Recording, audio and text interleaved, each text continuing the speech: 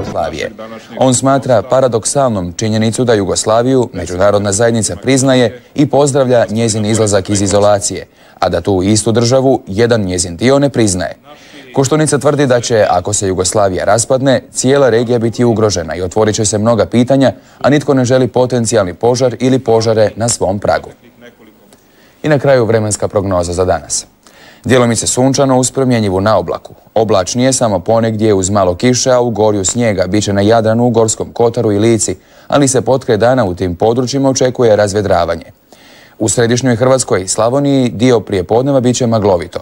Na Jadranu umjerena i jaka bura ponegdje s olujnim udarima.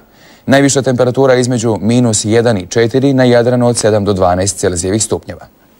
Pratili ste vijesti, hvala na pozornosti i doviđenja.